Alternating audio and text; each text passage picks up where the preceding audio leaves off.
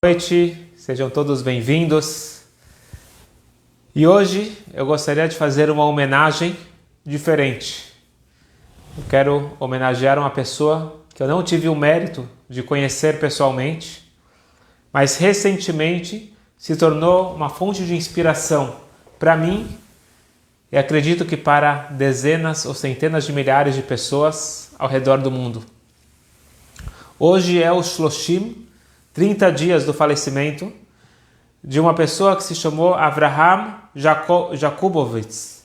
Ele faleceu em 12 de outubro de 2021, em Sydney, com 101 anos. Ele viveu 101 anos. Ele é mais conhecido como Ed Jacu, e com 100 anos, nada mal. No início desse ano, ele publicou o seu primeiro e último livro.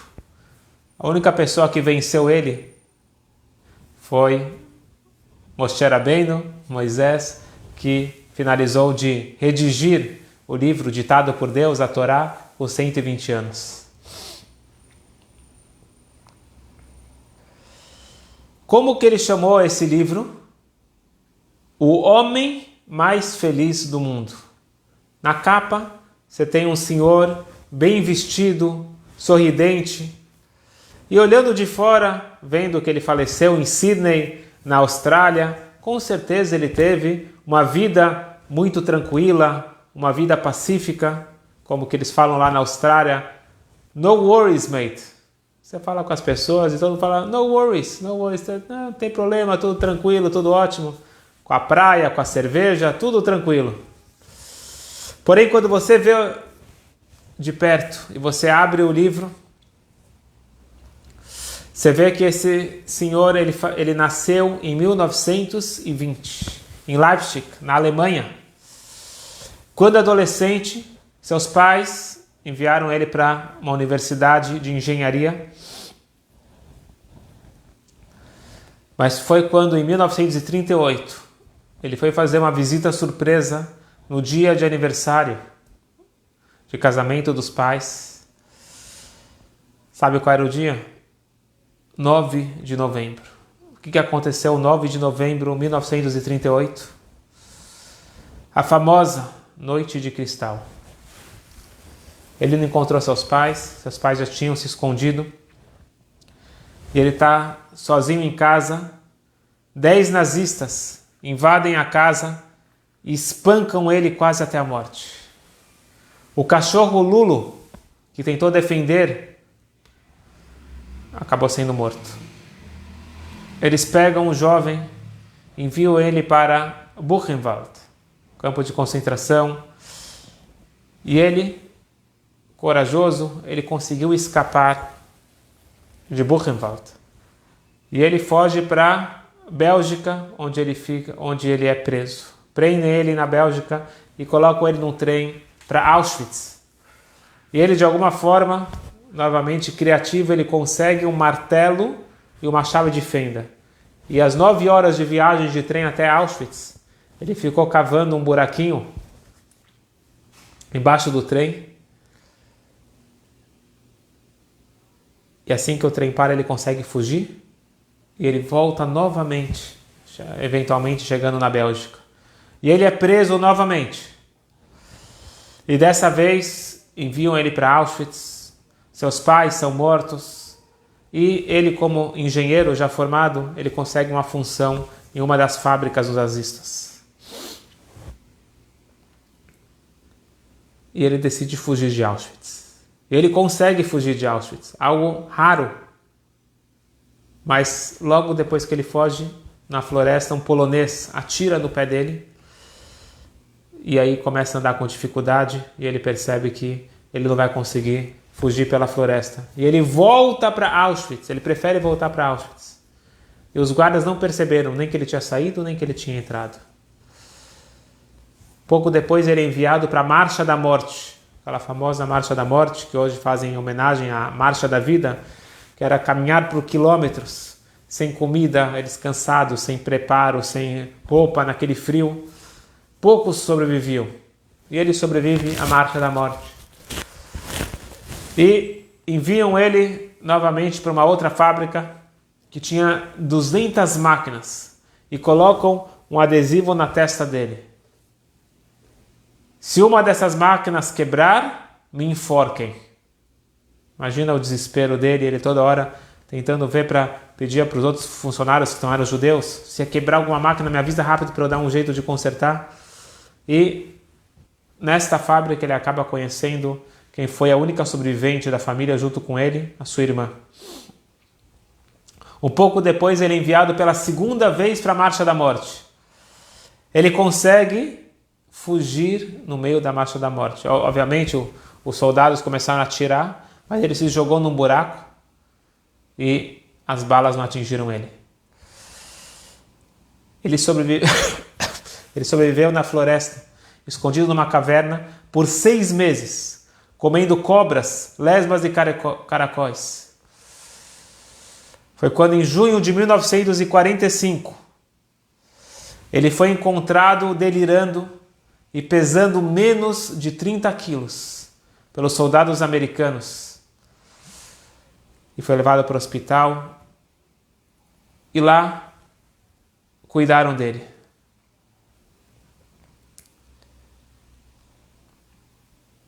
Ed, ele conta que a vida inteira dele, ele se considerou, em primeiro lugar, um bom alemão. Em segundo lugar, também um alemão. Em algum lugar lá no final, ele sabia que ele era judeu. Ele tinha muito orgulho do seu país natal. Ele sentia que ele era parte da nação mais culta, a nação mais educada do universo. Ele tinha muito orgulho. Mas ele conta que tudo mudou quando ele, um dia chegando na escola, ele foi barrado. Você não pode mais frequentar, você é judeu. E de repente, como? Essa nação que eu tenho tanto orgulho, como que eles me tratam assim? Bom, se vocês quiserem, tem muitos detalhes. O livro dele se tornou um best-seller, está traduzido para várias línguas e recentemente foi traduzido para o português também. O Homem Mais Feliz do Mundo. Se vocês quiserem, vocês podem ler o livro. Mas eu queria compartilhar com vocês, não da sua sobrevida durante a guerra, mas como que desenrolou a sua vida após a guerra, após 1945.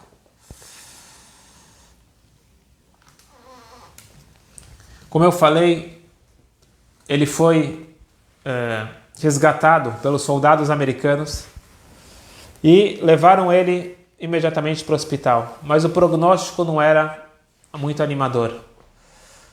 Ele estava deitado numa cama, sozinho, sem saber o que estava acontecendo com ele. E toda vez que ele perguntava se tem algum diagnóstico, algum prognóstico, ninguém respondia nada. Uma vez, uma enfermeira se aproximou dele, colocou o ouvido para ver se ele ainda estava respirando. E ele conseguiu pegar a mão dela e falou, e começou a chorar: por favor, não sai daqui até que você me fale a verdade. Me fala qual que é a minha situação, minha real situação. E a enfermeira falou para ele a verdade. O médico deu 35% de chance de sobreviver. Naquele momento ele fechou os olhos e ele conta que ele fez uma promessa para si mesmo: se eu recuperar, eu nunca mais vou pisar na Alemanha. Eu vou dedicar o resto da minha vida para corrigir as feridas que os alemães trouxeram para o mundo. 6 semanas depois, Baruch Hashem, ele teve alta do hospital. E imprimiram para ele um documento de refugiado. Ele resolveu novamente ir para Bruxelas, para a Bélgica. Quando ele está na divisa, na imigração, falam para ele: você não pode entrar, você é um alemão. Ele olha bem para eles nos olhos e diz o seguinte: eu sou um judeu, igual os judeus que vocês, belgas, entregaram na mão dos nazistas. Mas eu sobrevivi, e agora eu vou entrar na Bélgica. Não tinha como você discutir com um argumento desse.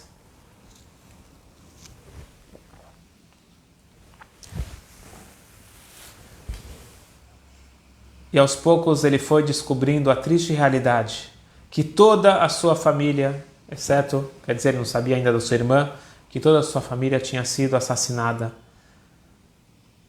no Holocausto, nas mãos dos bárbaros.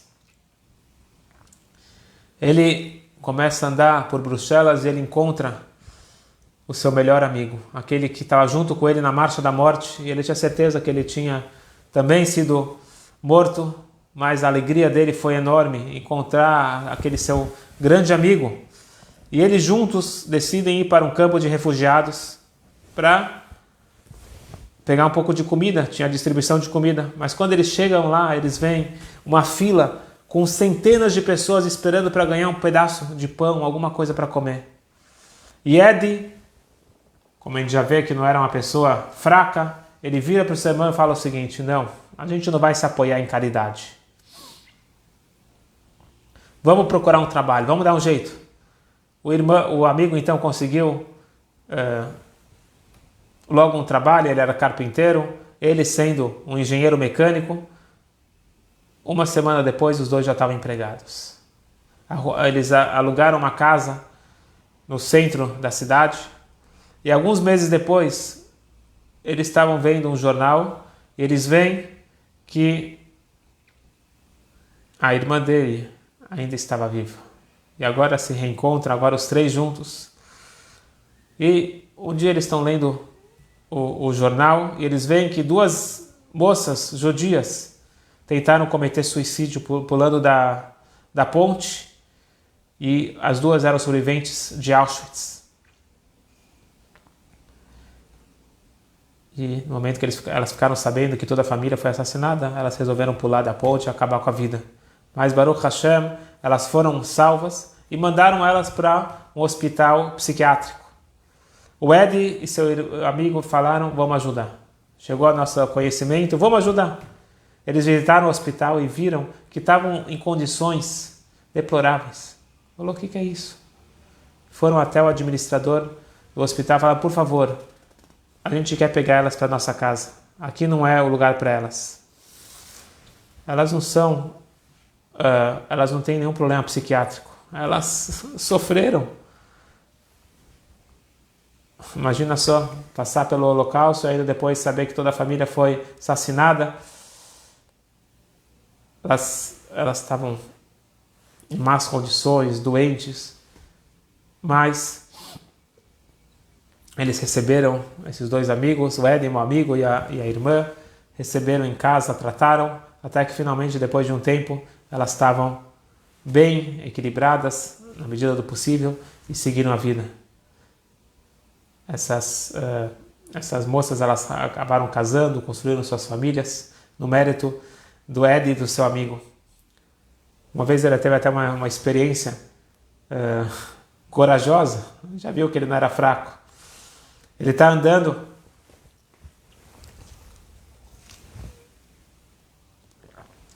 nas ruas de Bruxelas e ele encontra uma pessoa vestida com um casaco elegante. Ele olha para o casaco e ele fala: esse casaco é meu, roubaram de mim no Holocausto. Ele encosta a pessoa para o canto e fala: devolve o meu casaco. O que você está falando? Você está maluco? Esse casaco é meu, devolve. Resumindo a história, ele chamou a polícia e provou que aquele casaco era dele, que foi feito especialmente por um alfaiate. Porém, o Ed, ele fala: eu estava cumprindo minha promessa, eu estava ajudando as pessoas, mas eu não tinha mais alegria. Minha vida era uma depressão só.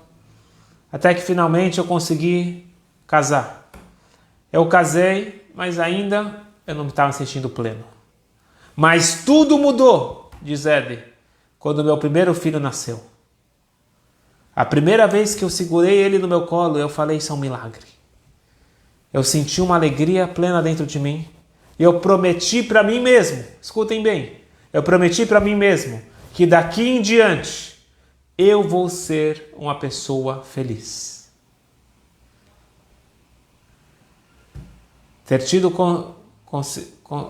ter conseguido casar e ter um filho após as barbaridades que eu vivi, isto foi a cura para tudo que eu passei. Há 2 anos, esse senhor Ed, ele fez um TED Talk em Sydney para 6.000 pessoas. Vocês podem assistir. Emocionante. Ele com 99 anos falando. E não é à toa que depois as 6.000 pessoas se levantam. Ele é ovacionado. Não tinha um olho sem lágrimas. História incrível. E por isso que eu decidi hoje homenagear ele. 30 dias do seu falecimento, faleceu com 101 anos em Sydney. E eu pergunto para vocês, o que essa pessoa tinha que nós não temos? Ele escolheu viver a vida. Interessante que no final do TED Talk ele se vira para as pessoas e fala: pessoal, o que acontece hoje em dia é que todo mundo é infeliz, a grande maioria é infeliz. E ele falou: os jovens hoje não sabem parar e ler um livro, não sabem cultivar uma amizade, não sabem celebrar a vida. Para mim, uma flor num jardim é um jardim inteiro, disse ele. Para mim, um amigo, um bom amigo, é igual ao mundo todo. E realmente, ele cumpriu a sua promessa, ele nunca voltou para a Alemanha. Ele disse que ele não perdoa os alemães.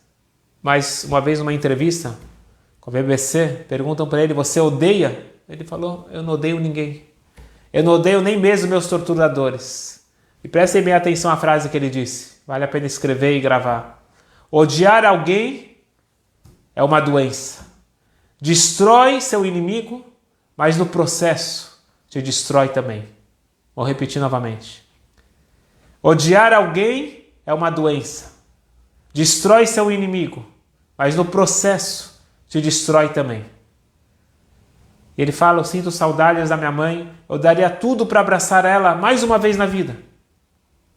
Ele conta que o pai dele, antes de falecer, quer dizer, antes de ser morto, mas uma vez o pai dele falou para ele o seguinte: Ed, a vida é difícil, mas se você se esforçar, você será grato um dia. E nesse discurso, com 99 anos de idade, ele se vira para o céu e fala: papai, eu sou grato. Ele olhou para todos, chorando, quer dizer, todos estavam chorando, 6.000 pessoas. Ele fala o seguinte: amanhã virá, mas aprenda a aproveitar hoje. Amanhã virá, mas aprenda a comemorar hoje. E mais uma coisa que ele compartilhou do pai dele, que ele aprendeu, que vale a pena a gente incorporar na nossa vida. Ele falou: meu filho, lembre que é muito mais prazeroso ser um doador. A felicidade dobra quando se compartilha. Meus amigos, a vida não é um mar de rosas. Mas também o mundo não foi feito para destruir as pessoas. Mas sim, nós vivemos num mundo no qual Hashem nos tornou sócios da criação.